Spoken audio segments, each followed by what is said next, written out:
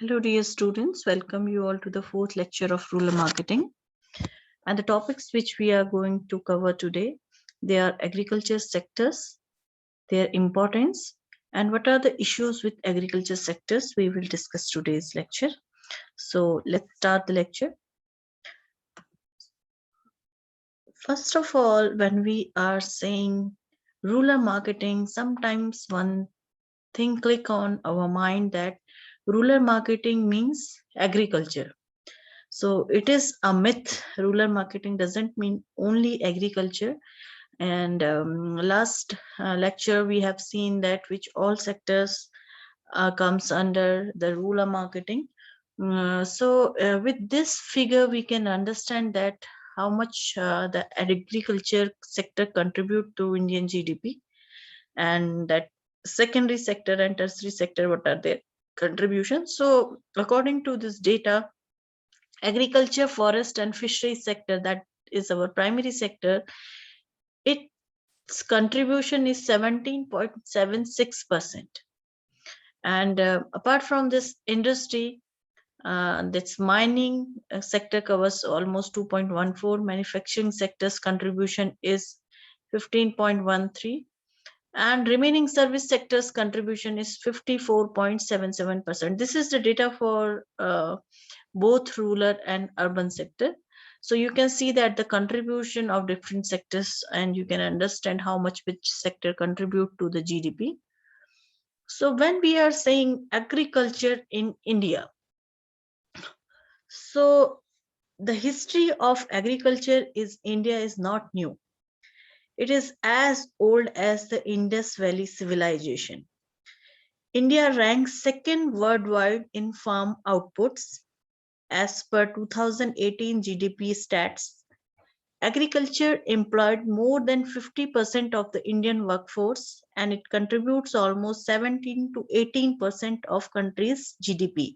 Just now in the previous picture we have seen that the contribution of agriculture sector was almost 17.76%. So its contribution is almost 17 to 18%. And our agriculture and horticulture produces, and whatever the foods we are producing, it is exported to more than 120 countries, and primarily to Japan, South Asia, SAARC countries, European Union and United States. So when we talk about agriculture sectors, it involves the principle of economics to the production of crops and livestock. A discipline is known as agronomics. Okay, so agronomics is a branch of economics that especially deal with the land and its uses, like how we are using land, whether we are cultivating something or from the cultivation we are manufacturing something. So how we are utilizing the land available to us, we discuss under this. And it focuses on the maximization of crop yield while maintaining the good soil ecosystem. And throughout the 20th century, the discipline extended, at the current scope of the discipline is much broader. And agriculture economy today includes a variety of applied areas having considerable overlap with conventional economics. So agriculture economics, when we are saying, it is not only only focused to the crops we are growing or the grains we are producing. It is more than that. Scope is huge. So why this agriculture sector is in very important for Indian economy? Just now I was showing you the data in which we were saying that its contribution to the GDP was 17 to 18%, and it employs almost 50% of the population. So first of all, it is important because its contribution to national income is there. 17 to 80% contribution is there from this agriculture sector, and it is a source of livelihood. Almost two-thirds of the working population in India is engaged directly with the agriculture sector, and as per the estimation, about 57% of the working population is engaged in agriculture.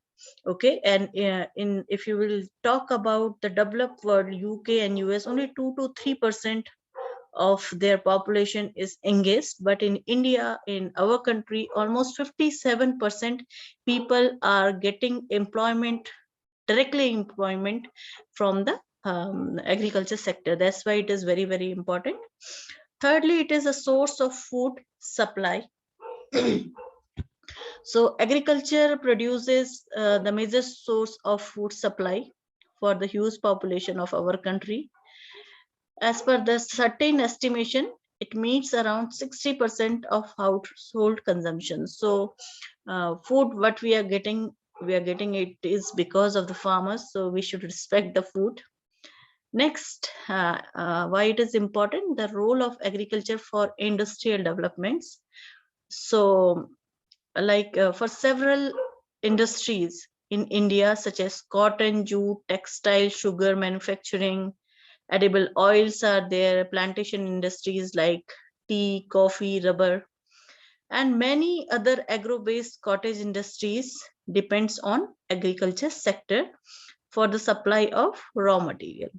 So these agro-based industries generate about 50% of the income in the manufacturing sector. Thus, agriculture sector helps in the industrial development of this country also. So the raw material for cottage industry or the agro-based industries we are getting through the agriculture sector itself. That's why it is important, and it provides a raw material for the secondary sector also. That's why it is very, very important. Third is the commercial importance.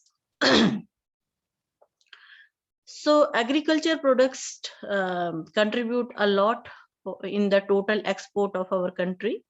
As we know that our spices, tea, and sugar, cashew nuts, etc. We export these all things to other countries. So we get a huge amount of foreign exchange or foreign currency because of our this agriculture sector.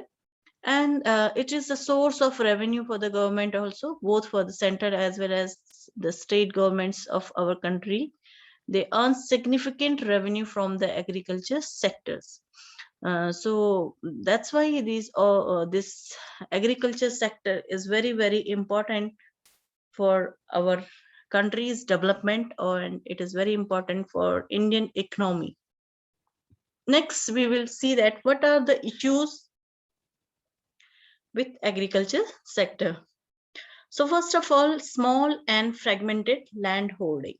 So according to a data of 1999 to 200, our sown area, means in which we are cultivating our crops, it is only 141.2 million hectare, while we have cropped area in which we can do harvesting or we can cultivate, it is 189.7 million hectares. So there is a huge difference between the actual area and that sown area. Now why this problem is there?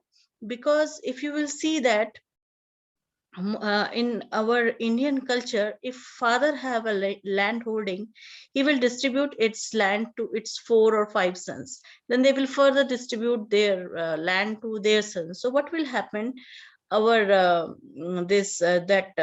agriculture field or that land which we have, we can use for cultivation. It divides among the various people. So everyone have very limited place for cultivation or for farming, and most of the areas goes for that making boundaries of those fields or those areas. So that is one problem. We don't have huge farms where we can check that conditions of soil and we can do cultivation. Instead of that, we have small land holdings with different peoples, and irrigation also becomes very difficult for small and fragmented fields, and a lot of fertile agricultural land it goes waste because of the boundaries. So that is one problem. Second problem is the problem with the seed, because seed is a critical and basic input for attaining higher crop yield. and sustainable growth in agriculture production. So unfortunately, good quality seeds are out of the reach of majority of the farmers, and especially for the small and marginal farmers. So that is the another problem with Indian agriculture system. And after that, we have the problem of manures, fertilizers, and biocides.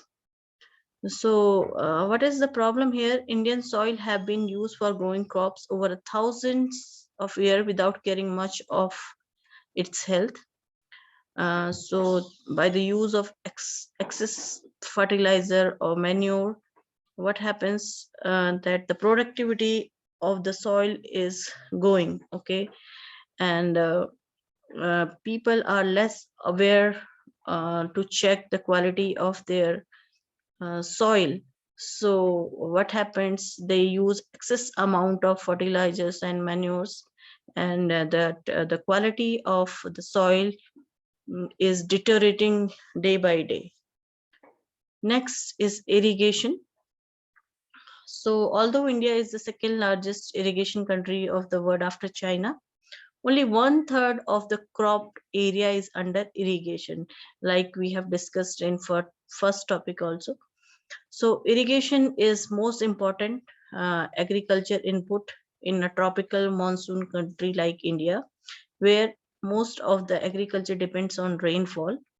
So if sometimes monsoon is not good, so we have seen that most of our states like Maharashtra, Rajasthan, and all, they face the situation of drought. So irrigation is not proper everywhere. So that is also one problem. Although there are lots of canal systems are there for irrigation, but it is still not up to the mark. Next is lack of mechanization. So we don't use a lot of machines for our agriculture purpose. Still, we believe in the traditional methods of doing farming. So we should increase the use of these machines, like tractors are there, showing machines are there, and that other machines are there. So all these machines we need to use for that farming. Soil erosion. Large trace of fertile land suffered from the soil erosion because of the wind and water. So this area must be properly treated. Next is agriculture marketing. So agriculture marketing still continues to be in a bad shape in rural India. In the absence of sound marketing facilities, the farmers have to depend on the local traders and the middlemen for the disposal of their farm products, which is sold at throwaway prices, very less price they pay for their production. Next is inadequate storage facilities. Like in news also, you might have heard that a lot of that edible things, or we will say that agriculture output goes waste because of improper warehouse facilities or storage facilities.